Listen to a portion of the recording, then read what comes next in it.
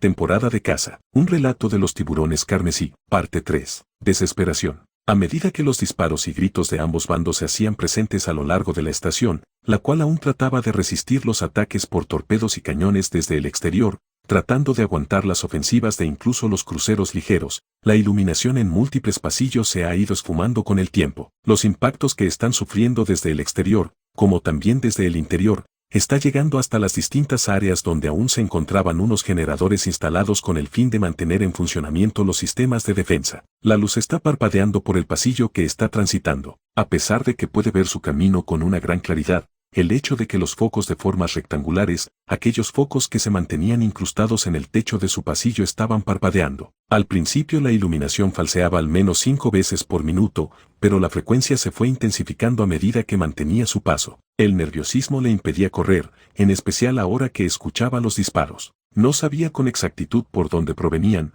no sabía si estaban luchando por debajo de sus pies, por arriba o en la misma planta donde se encontraba. ¡Demonios! Que se supone que son ellos, pensó por un momento. Mientras seguía caminando, manteniendo un rifle con munición convencional en mano, se mantenía alerta en caso de que algún atacante del imperio se estuviera dirigiendo hacia él. Hasta el momento, todos los Startis que ha podido ver desde lejos, aquellos gigantes que desgarran la carne de sus oponentes con el uso de sus espadas sierra, siempre se han mantenido en movimiento hacia un enfrentamiento directo. Le llamaba la atención de que estuvieran muy coordinados desde el momento en que entraron, coordinados al punto de que fácilmente podían limpiar corredores enteros sin que sus grupos se encontrasen o tuvieran problemas de comunicación. Era como si operaran al nivel de una mente colmena. Sus botas eran verdes, así como el resto de su armadura. Tanto su traje, como también aquel rifle de un color negro pero con ornamentaciones bedouces, fueron robadas en una de sus más recientes incursiones con sus compañeros. Aquel traje lo robó de un guardia imperial,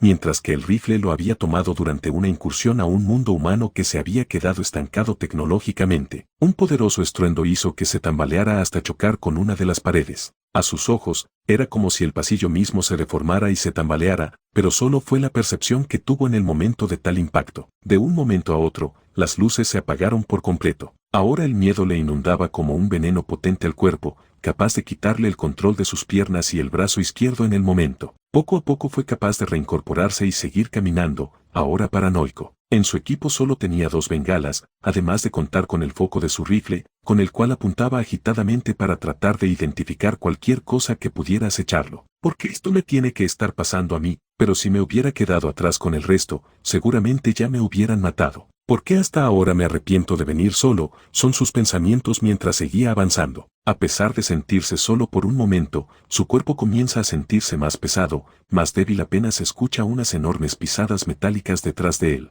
El sonido es muy difícil de identificar al principio. Siente como si aquel ser estuviera tomándose su tiempo de tratar de acercarse de una manera lenta y cautelosa. El miedo lo empieza a consumir, la sola idea de que aquella cosa lo estuviera siguiendo, pero que ni siquiera haya sido capaz de darse cuenta por el sonido de sus propias pisadas, además de haberse enfocado en sus pensamientos de angustia, lo lleva a pensar de que todo el tiempo tenía a uno de esos marines espaciales tras él, esperando el peor momento para atacar. Rápidamente empieza a sacar de uno de sus sacos una bengala, cuya luz roja termina de empapar de algo de iluminación aquel pasillo muerto. La luz puede llegar hasta las paredes, iluminarlo a él y al techo sobre su cabeza. Aquella luz puede iluminar todo lo que estuviera en un rango reducido, en especial la servoarmadura justo detrás de él, en especial identificar un cabello negro que cuelga desde su cabeza, como si fuera una multitud de finas lianas oscuras, adornadas con lo que parecen ser pequeños cilindros de un gris intenso. El pirata no se da cuenta al principio, hasta que siente una respiración en su nuca. Todo su cuerpo se comienza a tensar, a medida que siente como algo le presiona y aplasta la espalda,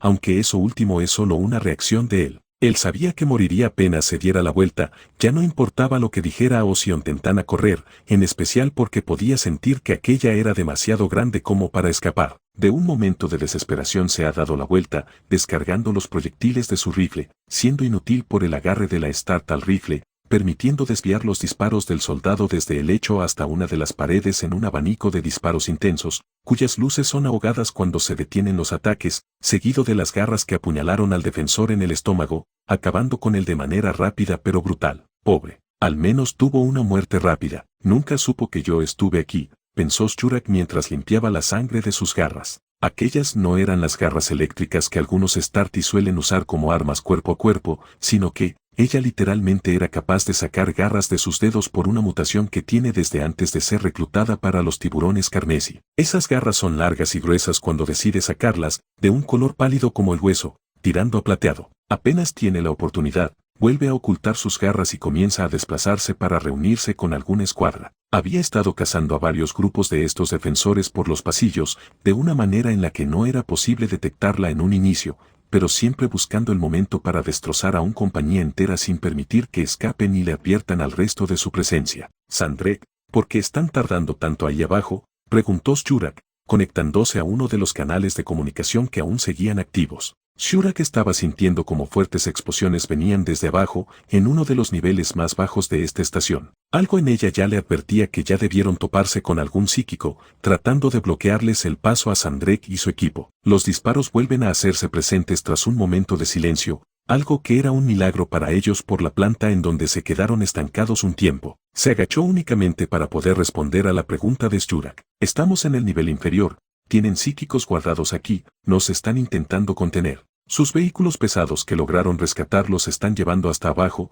respondió Sandrek. Shurak ahora avanza a toda prisa, corriendo de una forma en la que antes los ojos humanos solo se podría ver una sombra. A su paso, esquiva los disparos que ahora se hacen presentes una vez más en ese nivel de la base, tanto de los defensores que intentan desesperadamente derribarla, como de los marines espaciales que le cubren durante su trayecto. Sandrek y los que estuvieron dispuestos a seguirlo se están cubriendo en los restos de algunos vehículos que han destrozado por el fuego de los morteros. En el momento que se percatan de una presencia psíquica, Sandrek les ordena que fijen los cañones de sus rifles Bolter, abriendo fuego como si de una lluvia infernal se tratara. No logran distinguirlo por la oscuridad que se levanta encima de ellos. Sandrek tenía el casco de un caído puesto para cubrirse los ojos, sin embargo, es capaz de ver la silueta de algo moviéndose de manera veloz, a pesar de que sus hermanos disparan en varias direcciones para exterminarlo. Tras quitarse el casco, ahora son visibles sus ojos carmesí, aquellos ojos de un rojo carmesí brillante, que en todo momento logran identificar la silueta que se mueve con gran velocidad entre los disparos que ahora se mantenían hacia el techo. Se movía con gran velocidad, lanzándose entre los escombros que se desprendían del techo, además de impulsarse a partir de las columnas que era capaz de alcanzar. Su cuerpo se tensó apenas sintió que alguien ya estaba aproximándose entre los escombros, a pesar de la gran altura. Solo alcanzó a ver cómo un enorme cuerpo en una servoarmadura se abalanzó contra el techo, quebrando una parte apenas pudo impactar, apoyándose en las plantas de sus pies e inclinándose lo suficiente para que el psíquico sea capaz de verle el rostro. El rostro de Sandrek se mantenía inexpresivo mientras mantenía el contacto visual. Sus ojos carmesí seguían brillando, robando la atención del psíquico que intentó adivinar qué clase de habilidad debía de tener este marine espacial. Los disparos Bolter se detuvieron a los costados de Sandrek, como si los Startis de manera instintiva supieran que Sandrek ya no los necesitaba, al menos no por ahora. ¿Pero qué es este tipo? ¿Cómo llegó tan rápido aquí?, se preguntó el psíquico, quien llevaba una armadura negra para camuflarse en esta clase de entornos, pero aún así era visible ante los ojos de Sandrek, quien lo veía como si la falta de iluminación no fuera más un obstáculo en él. Entonces tú eres un psíquico. Siempre supe que se superarían en sus capacidades físicas. Es la primera vez que me topo con uno cuyo poder sea complemento para su velocidad. Mientras te desplazas, desde tus pies empiezas a generar pequeños vacíos en el aire, luego rellenas esos espacios de forma violenta una vez más para que salgas disparado, pero solo puedes hacerlo a una dirección a la vez. ¿Qué?, respondió el psíquico, quien no podía ni sacar algún cuchillo, ni siquiera el rifle que tenía en su espalda. Puedes correr. Ese detalle en tus poderes psíquicos ya no escaparán más de mis ojos. Puedes huir. Mi cuerpo es más rápido que el tuyo, respondió Sandrek. Sandrek se da cuenta muy tarde de lo que el psíquico ya estaba realizando. Corrientes de aire se esfumaron en cuestión de segundos por debajo de sus pies, antes de regresar una vez más de manera violenta. Aquel movimiento agrietó el área del techo donde se encontraban, levantando humo y algunos escombros, los cuales llegan a impactar sin descanso contra la servoarmadura de Sandrek. Desde abajo pareciera como si una gran explosión se hubiera desencadenado. Una serie de explosiones contra el techo se desatan mientras el psíquico intenta escapar, a medida que absorbe y devuelve de manera violenta todo rastro de oxígeno que se haya quedado a su alcance. Pero qué poder tan extraño, pretende seguir jugando con algo tan simple como el aire para tratar de evadirme, o que se nuble mi vista, pensó Sandrek, quien se deslizaba entre los escombros y estas explosiones que no hacen más que levantar grandes cantidades de polvo y escombros. Un gran corte se hace evidente en el hombro izquierdo del psíquico, quien se tambalea y grita de dolor. No pude siquiera sentir el corte hasta que pasaron al menos 2 segundos, tiempo en el cual sí fue capaz de ver una pequeña estela roja que se escapaba de su cuerpo. Sus ojos se abrieron de par en par al verlo frente a él, con esa cara inexpresiva, a pesar de la intensidad de la persecución. Sandrek se acercó sin vacilar, tomándolo del cuello con su guatelete izquierdo. Pero por más que absorbas y regreses el aire, solo mientras te queden energías psíquicas eres capaz de generar una explosión como esa. ¿Por cuánto tiempo más vas a poder drenarte?, dijo Sandrek, quien empezó a aumentar la presión en el cuello. Las explosiones por los morteros iluminaron un poco el techo, dejando ver claramente el rostro de Sandrek y la armadura del psíquico que acompañaba a los piratas. Por su armadura y las insignias que tenía,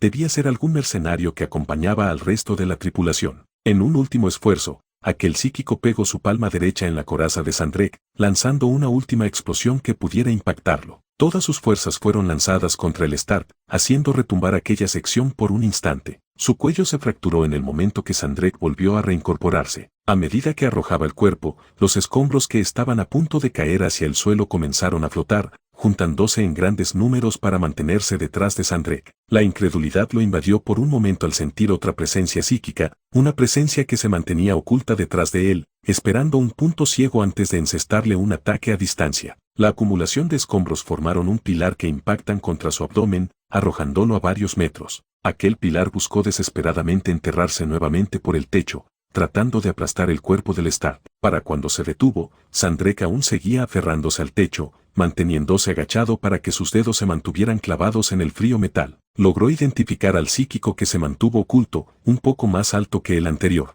Su estado ya se veía desgastado por el ritmo de la invasión a la estación, pero aún le quedaban fuerzas para ir conteniendo a Sandrek cuanto pudiera. El área por debajo de los pies de Sandrek comenzó a deformarse, generando pequeñas columnas que se lanzaban de un lado a otro contra él. Es como si tuviera que esquivar múltiples lanzas que tratan de perforarlo, todos los intentos siendo inútiles. Lo único que lo motivó a detenerse fue sentir una presencia acercándose tan rápido como le era posible. Al principio solo era un presentimiento, luego fue la sensación plena de que alguien se acercaba desde los niveles superiores, luego fue el ruido de lo que parecieran ser explosiones. Nunca se imaginaría que en realidad alguien estaba perforando los suelos hasta llegar a donde se encontraban. El psíquico por su desesperación usó todas sus fuerzas en formar varias columnas que chocaran contra el cuerpo de Sandrek, empujándolo hasta el suelo para intentar aplastarlo. Lo único que corría por su mente era en deshacerse de él, lanzarse hacia el vacío antes de que aquella presencia que cada vez era más grande, fuera capaz de encontrarlo. No entendía por qué de repente sentía tanto miedo de esa presencia,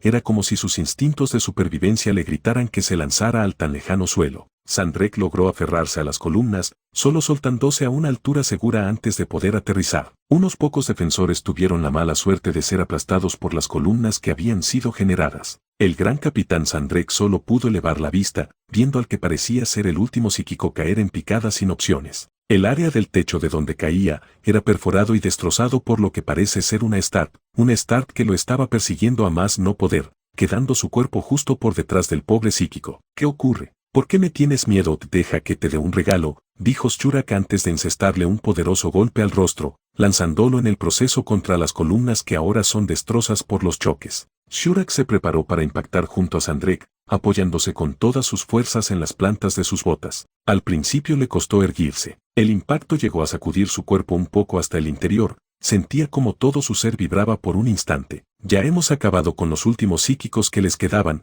pero eran mercenarios, dijo Sandrek. Mercenarios, los habrán convencido con sus recursos de aquí dentro. Pero en mi camino nunca me topé con algún psíquico de ellos, pensé que solo los atrasaban por sus vehículos pesados, respondió Shurak. No, quisieron guardar a sus psíquicos aquí para ir desgastando a cualquier escuadra que se asomara. Tenían poderes extraños, contestó Sandrek, el segundo al mando de la legión y capitán de la primera compañía. Shurak no tardó en quitarse el polvo de las sombreras, al menos por haber tenido que perforar con su propio cuerpo varios pisos para llegar hasta aquí. Su cuerpo es muy resistente, y dicha resistencia principalmente se debe a la semilla genética de su legión. Tanto Sandrek como Shurak se mantuvieron en guardia. Los escombros que habían caído complicarían encontrar a los rezagados que intentaría huir del campo de batalla. A pesar de lo que había ocurrido desde el techo, ninguno de los dos mostraba signos de fatiga. A medida que seguía combatiendo, aquel nivel de la estación donde los disparos de los morteros, rifles Bolter y vehículos pesados mantenían una lucha intensa,